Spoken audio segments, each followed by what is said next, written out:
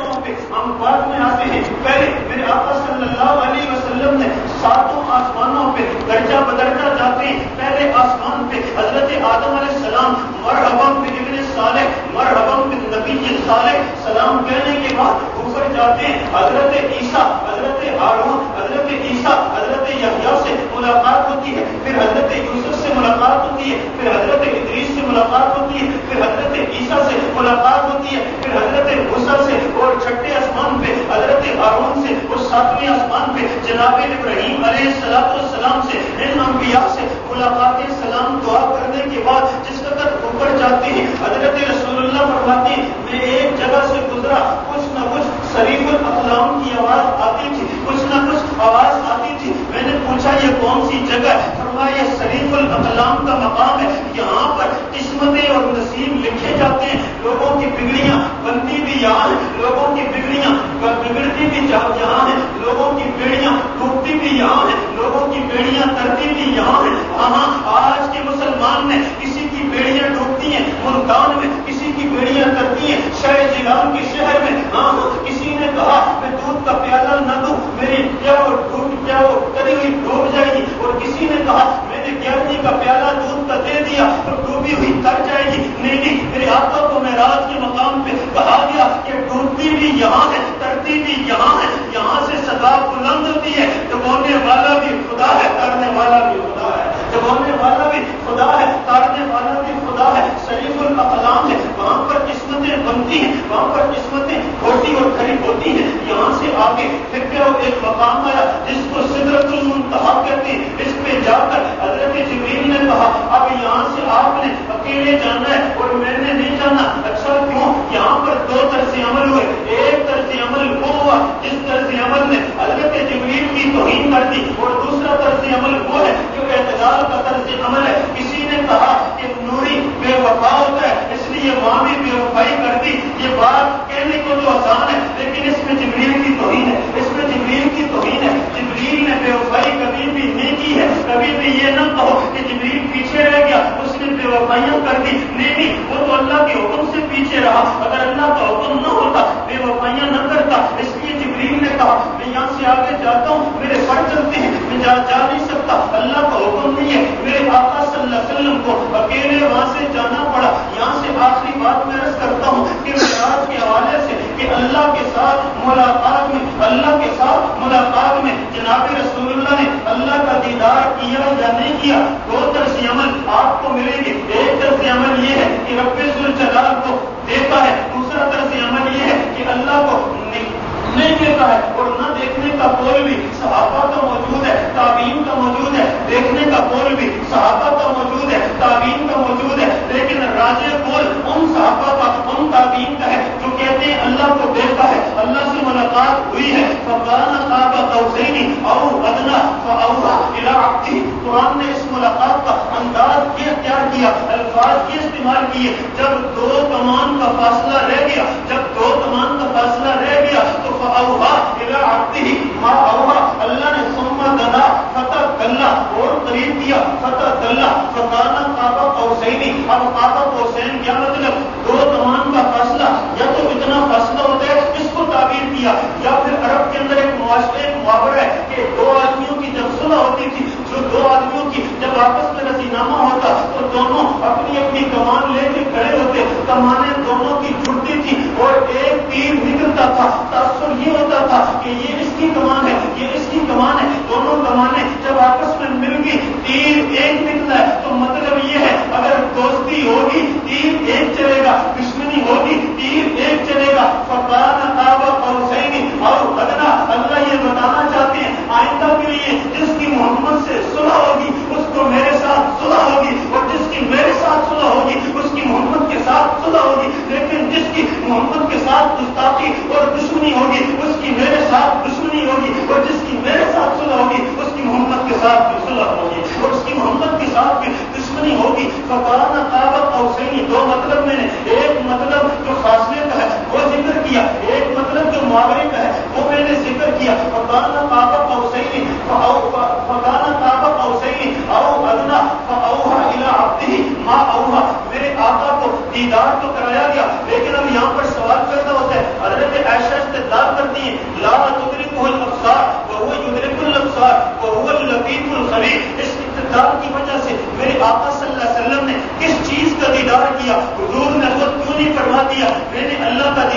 کیا ہے، میں نے اللہ کو ایسا پایا ہے، میں نے اللہ کا ایسا پایا ہے اور اللہ کو ایسے ایسے دیکھا ہے۔ فرماتے ہیں مفسرین کہ اللہ کی تجلیات کو بغیر حجاب کے، بغیر واسطے کے دیکھا تو نبی واسطے سے کلام کیا کرتا تھا، واسطے سے دیدار کیا کرتا تھا۔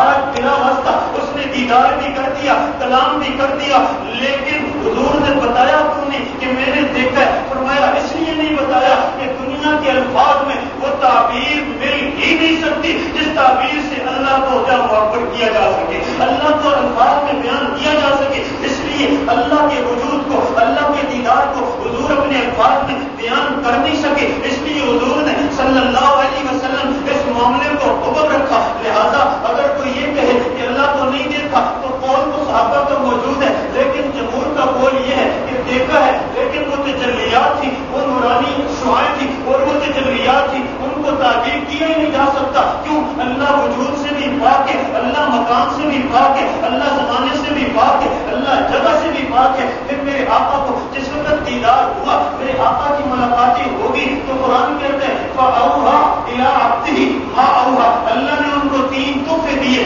پہلا تحفہ، اچھا آج میں جاتا ہوں، میری ملاقات وقت کے سب سے بڑے ولی سے ہوتی ہے، مجھے وہ اپنی ٹوپی اتار کے دے دیتے ہیں، میں وہ ٹوپی لے کے آتا ہوں، مجھے اپنا رومال دے دیتے ہیں، پھر میں رومال لاتا ہوں اور میں گھر میں سنبھال کے رکھتا ہوں کہ میں زندگی میں اہم مواقع پہ اس چادر اور رومال کو استعمال کروں گا، اور اگر میں مر جاؤں نا تو مجھے اس رومال میں کفن دے دینا۔ میں یہ سمجھتا ہوں کہ کامل ولی کا دیا ہوا رومال وہ میری شفاعت اور نجات کا ذریعہ بن جائے گا۔ اچھا مجھے ولی تحفہ دے، میں سنبھال کے رکھتا ہوں، میری نجات کا ذریعہ ہے، اور جو تحفہ اللہ رسول کو دے اور رسول امت کے حوالے کر کے اس طرح جائے کہ پیغمبر کا سر مبارک عائشہ کی جھولی میں ہو اور عائشہ صدیقہ دیکھ رہی ہوں کہ چند منٹوں کی سانس باقی ہے، چند دنوں کی روح باقی ہے، اب روح پرواز کرنے لگی ہے۔ حضور ہاتھ اوپر بلند کر کے فرما چکے ہیں اللہم انت الرفیق الاعلیٰ، یہ سارا کچھ ہو چکا ہے، اب حضور جانے والے ہیں، ہم سے جدائی اختیار کرنے والے ہیں۔ تو پھر اس وقت میں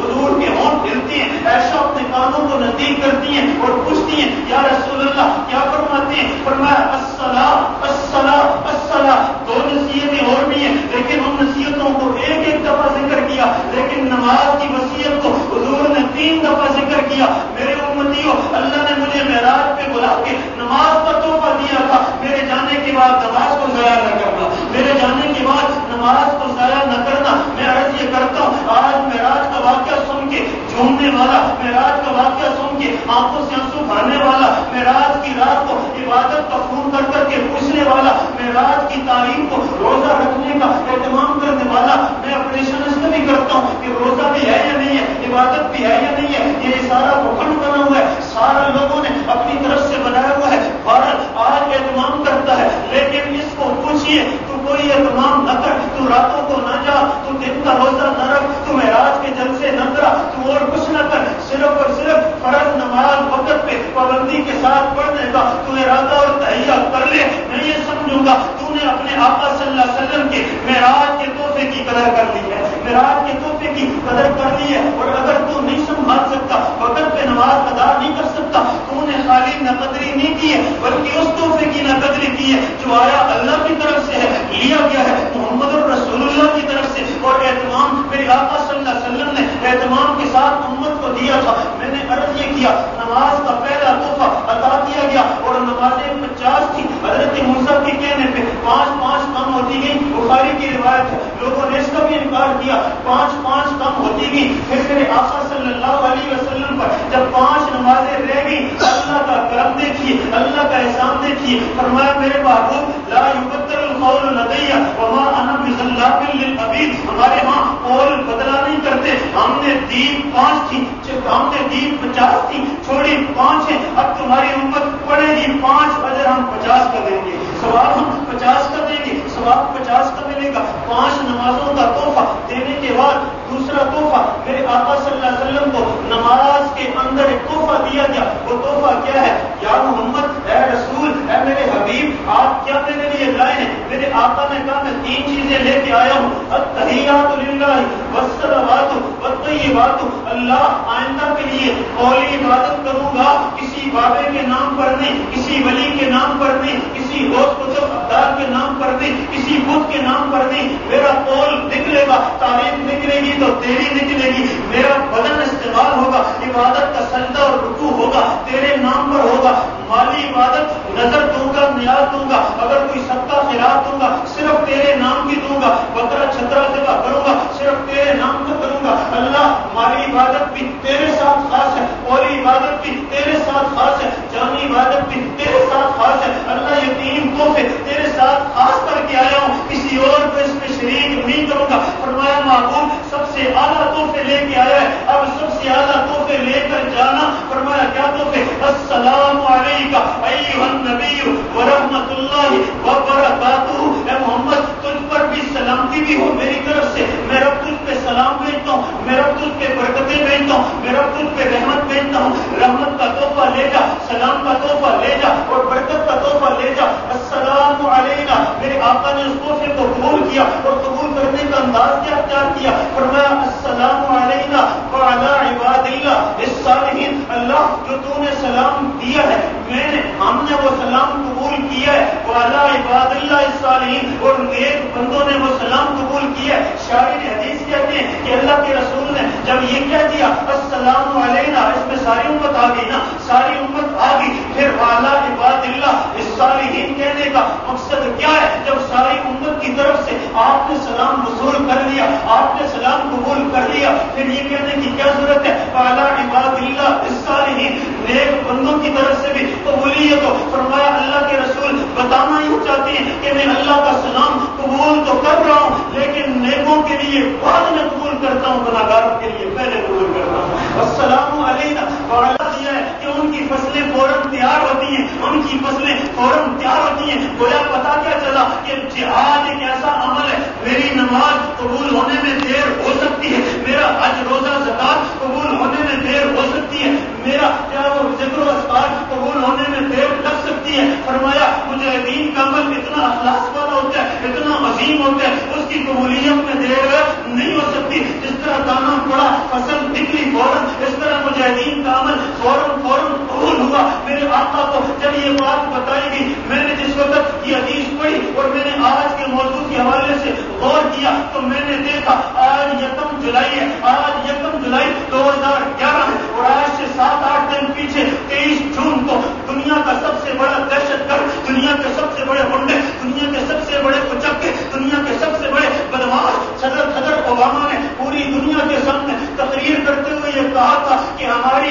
1,20,000 آرمی پورے یورپ کی، کسی ملک کے 300 ہیں، کسی ملک کے 2,000 ہیں، کسی ملک کے، اور امریکہ کے 90,000 فوجی ہیں، امریکہ کے 90,000 ہیں اور باقی 30,000 باقی ملکوں کے ہیں۔ کہنے لگا ہم جنگ کے ہارنے کا اعلان بھی نہیں کر سکتے، اللہ تیری قدرت پہ قربان ہے۔ کہنے لگا ہم جنگ کے ہارنے کا اعلان بھی نہیں کر سکتے، لیکن اپنی آرمی کو 1 جولائی سے واپس بلائیں گے۔ آج 1 جولائی ہے اور آج امریکہ کی فوج کے 10,000 آدمیوں کی واپسی شروع ہونے والی ہے، اور آج 10,000 آدمیوں میں سے کچھ آدمی واپس جا رہے ہیں۔ آپ واقعہ میں رات کو ذرا سامنے رکھیے، آج رسول اللہ کے اس مشاہدے کو ذرا سامنے رکھیے، اور آج سے ذرا 11 سال پیچھے کے منظر نامے کو سامنے رکھیے۔ جب مشرف نے کہا تھا ہمیں پتھر کے دور میں دھکیل دیا جائے گا، جب بش نے کہا تھا ہاں ہیلو مشرف پتھر کے دور میں جانا ہے کہ ہمارے ساتھ تعاون کرنا ہے، اس کے بعد سے ہمارے کئی ملاؤں نے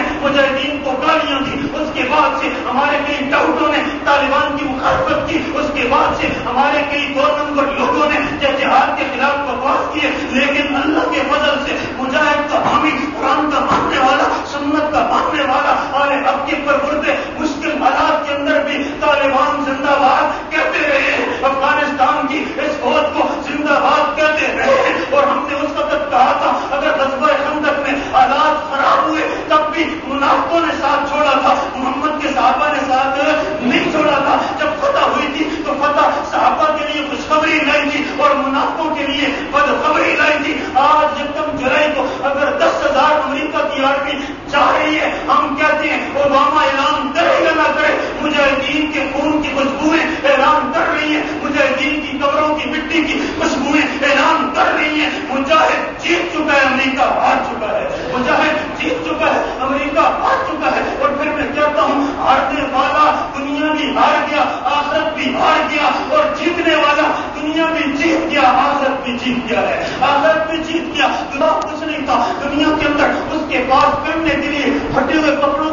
کچھ نہیں تھا دنیا کے اندر اس کے پاس کھانے کے لیے مکئی کی روٹی اور لسی کے علاوہ کچھ نہیں تھا، لیکن اس نے دنیا کی 42 ملکوں کو للکارا تھا۔ رب ذوالجلال نے کہا ہم ان للکارنے والوں کو وہ دیں گے کہ دنیا دیکھ بھی نہیں سکتی، مالا عین رأت ولا اذن سمعت ولا خطر علی قلب بشر۔ میں کہتا ہوں میرے آقا کا یہ مشاہدہ سچا ہے۔ اللہ نے آج مجاہدین افغانستان کو فتح عطا کی ہے، اللہ رب ذوالجلال جنت میں بھی ان کو اعلیٰ مسکن عطا کرے گا، رب ذوالجلال ان کو فتح عطا کرے گا۔ میں ایک بات اور کہتا ہوں، میرے آقا صلی اللہ علیہ وسلم چلتے گئے، فرمایا میں نے دیکھا ایک محل تھا، ایک نتیجہ اور دیتا ہوں بات کو ختم کرتے ہیں، فرمایا میں نے دیکھا ایک محل تھا، اس محل کے اوپر لکھا تھا یہ محل عمر فاروق کا ہے، یہ محل عمر فاروق کا ہے۔ میرے آقا واپس ہے اور آ کر عمر سے کہا عمر میں نے تیرا محل جنت کے اندر دیکھا ہے، عمر میں اندر جانا چاہتا تھا، میں اندر جاتا لیکن مجھے تیری غیرت کا خیال آیا کہ عمر بڑا غیرتی آدمی ہے، اپنے گھر میں بغیر اجازت کے جانے پہ پتہ نہیں خفا نہ ہو جائے، بغیر اجازت کے جانے پہ خفا نہ ہو جائے، مجھے تیری غیرت کا خیال آیا۔ حضرت عمر کی آنکھوں سے آنسوؤں کی لڑیاں، فرمایا یا رسول اللہ اب اغیر علی کا، کیا میں آپ کی وجہ سے غیرت کروں؟